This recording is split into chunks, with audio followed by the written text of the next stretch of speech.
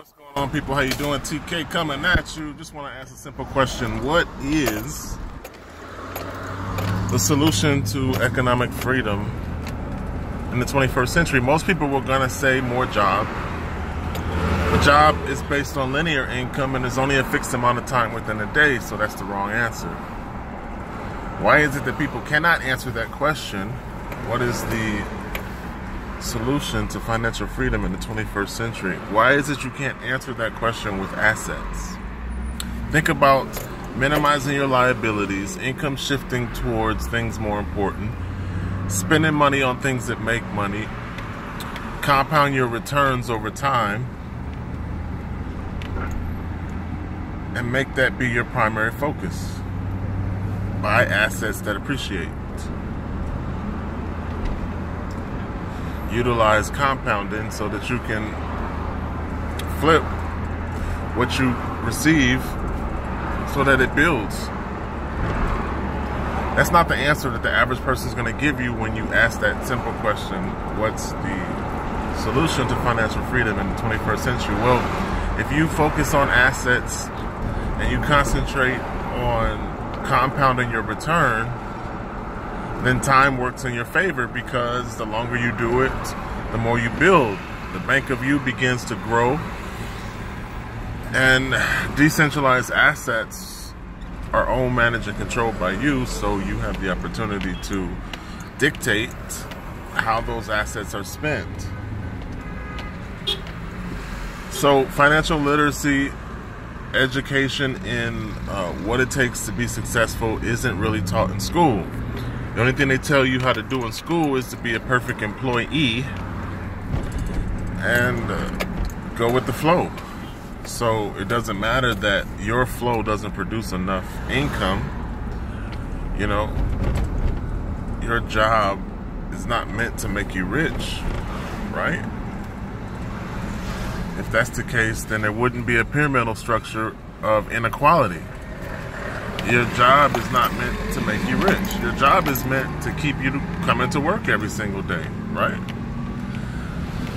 So you got to focus on taking the money from your job and making it get a job so that it works for you. If you're going to spend 40 years as a slave on a job, then why not make 40 years of income work for you? Which simply means that you spend the time to have assets. You know, buy some gold, some silver, and buy some cryptocurrency with your job money. So everybody says, well, how do you spend gold? How do you spend silver? You exchange it, or you leverage it, or you use an app like Carrot Pay. So there's systems being put in place that allow you to utilize gold and silver as a medium of exchange, and you just take advantage of those systems. But that means you actually have to spend some money on accumulating assets.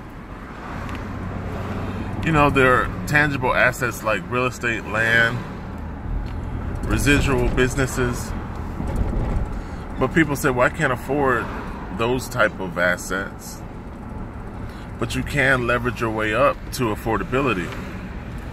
You can utilize other systems so that you can eventually get to the point where those tangible large assets are part of your portfolio. See, the thing is that people are focused on job. Oh, get a good paying job, invest in the 401k, and then you're going to be just over broke. Because inflation is not your friend, and inflation basically keeps you at the cost of living, right? So the best solution that you can do is learn how to leverage and hedge assets. The best solution that you can implement is to focus on gold, silver, and Bitcoin and compound your returns so that you continue to grow. I'm sure I'm speaking a foreign language, It's not something you're going to find on TV, so it doesn't interest a lot of people. But the funny thing about non-interest is that your situation doesn't change just because you don't care about it. You know, the super rich people in the world utilize these strategies. This is not something that I learned from Joe Blow on the corner selling drugs. This is a simple system of accumulation that has been used by the wealthy for centuries. They concentrate on assets, they flip their return or compound their return, and they make sure that the income that they have works harder for them than they had to work and get in order to get that income. So who am I to say that poor people can do the same thing just by adopting an abundance mentality, changing your mindset, and shifting your focus?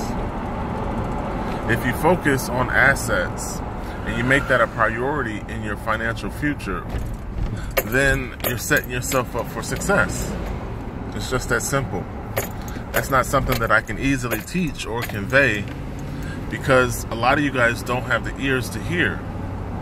Somebody told me it doesn't matter who doesn't listen, just concentrate on whoever you can reach. So I'm reaching out to that one person who doesn't think about assets first. You know, they always say pay yourself first. Well, the trick is you have to pay yourself in assets first. And once you make that a consistency, then your asset bank begins to build and you can stand on it one day. You want to build a strong foundation so that you can stand on it. And you want to build a future that is a legacy that you can pass on to other generations. So that's what assets allow you to do. When you accumulate gold, silver, Bitcoin, other cryptocurrencies, you have a asset that you can pass on to future generations. You have something that acts as currency but has a bigger purchasing power.